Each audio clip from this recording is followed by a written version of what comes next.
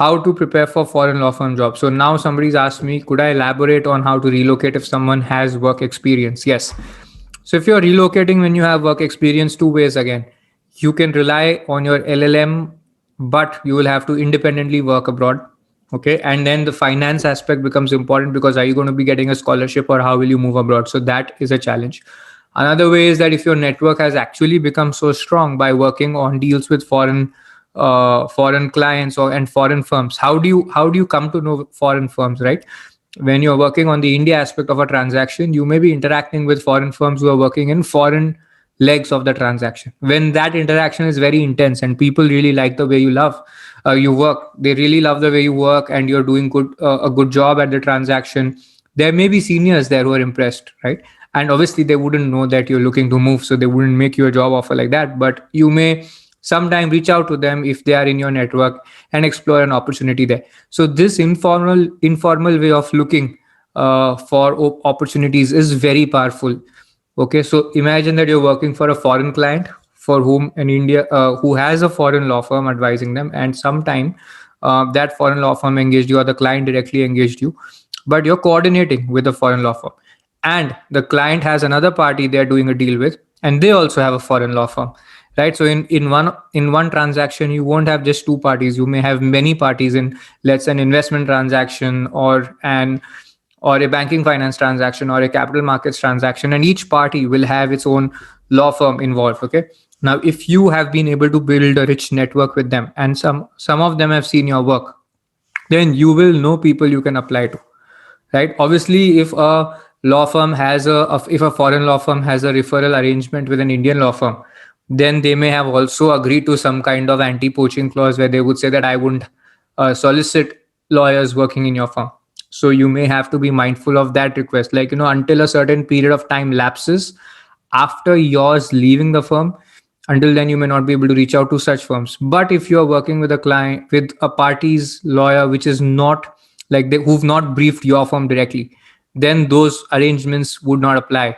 Okay, so then that okay, I can build a network here. Now, if you worked on, let's say, 30 transactions in 2 years or more, imagine the number of firms, foreign law firms that you could have worked with. Okay, now again, opportunity to work across on international transactions where you're on both sides of the table, like that can vary from across different Indian law firms, right? Some practice areas of top Indian law firms would have most exposure. Okay, so all that will vary from firm to firm. Okay, your college marks are considered, they matter for being considered for foreign law firm jobs, but there is no substitute for real work, real skills, amazing communication. And after you graduate, like once you've been working in an Indian firm, if people already know your quality of work, then all that is going to supersede everything else, including your college marks, right? But when you're applying for a vacation scheme, there may not be a lot to look at. So your college marks and your internships will be very important criteria to consider. Okay, how to prepare for foreign law firm jobs. I'll share this with an example of what happened for me, right?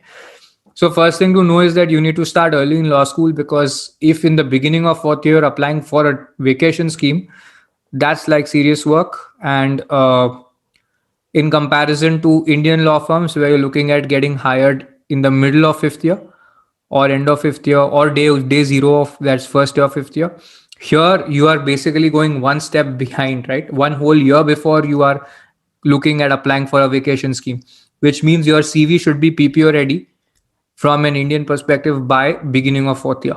Okay, so you need your string of really good internships, track record, your GPA to be in order as much as possible. GPA is something that's not always fully in your hands. Like if you had 3 bad semesters, you can't fix it. But you can always overcome that with superior and more internships and a better track record. You can publish more articles on practical aspects of corporate law. Okay, and that will make people overlook the fact that you don't have that GPA, and you can explain that earlier my GPA wasn't so much as it is, and later it improved, and I have also correspondingly improved my publications and my internships in Indian firms to get more relevant experience for you. Okay. So 3-4 things I could identify. I did not have a very sharpened business sense for commercially. This is what I felt. Okay. Because I was reading all the pink newspapers. I had done enough mocks, but I felt that they're looking at much more than, legal understanding or just awareness of foreign corporate transactions and law. They wanted more of a more general commercial sense. Okay. And like right now, the courses we have allow people to look at things like that. But unfortunately, in my at that time, our seniors used to call it common sense, and I didn't find it to be common sense. And if it was common sense, I don't think so many people would have been benefiting from our courses, or it would mean that a lot of people just lack basic common sense. So I don't think it's common sense. It was an overgeneralization, but really understanding what parties in a business transaction want. Okay. And that's not easy, because that can be different in a licensing transaction. It'll be different in an investment transaction. It'll be different in different scenarios. Okay. And it is the same irrespective of which country they operate in. So if you know this for, let's say, a franchising arrangement in India, you will know it for UK, US, cross-border, everything. There may be some unique local requirements, but other than that, commercial aspect, the contractual aspect will be common. They want to check your intention and commitment to live abroad. Why do you want to move to London? Because see, you may think of the Indian fascination is what we want to work abroad, and everything foreign is amazing, and we get to go abroad. It'll be a great validation in our society, peer group, and with parents that we got a foreign job, dollar salary or a pound salary. It'll convert into big money in India. This all we want. But the point is that when you actually go there and live there for a year or 2 years, you will start to feel boredom. You will start to feel a lack of community. You may feel loneliness. Okay. So how do you establish that you are capable of living away from home, also in a foreign country you want to live, and that you want to build a life over there? Okay. Because if you're going to work there for 3-4 years and come back, it's not going to be important. And for me, it was absolutely unimportant to establish this, because I felt that isn't it obvious that somebody would want to work in London if they get a London job after they graduate from India? But it's not so obvious for them. So they are looking for some trace of authenticity in that, do you really want to live here? Okay. And it's not easy to live in a city away from your entire community, right? So what people do, like if you would have people from NUHS graduating to and getting UK law firm jobs, they would have that community of other NUHS alumni who are working there. They would get more closely knit to sort of hang out, be together, okay, meet up, so that they can feel that sense of belongingness there. So this is important.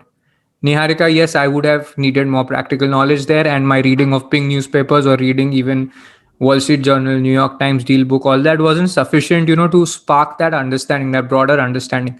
I was able to read and learn, but that thinking did not develop on its own. I had to apply it later.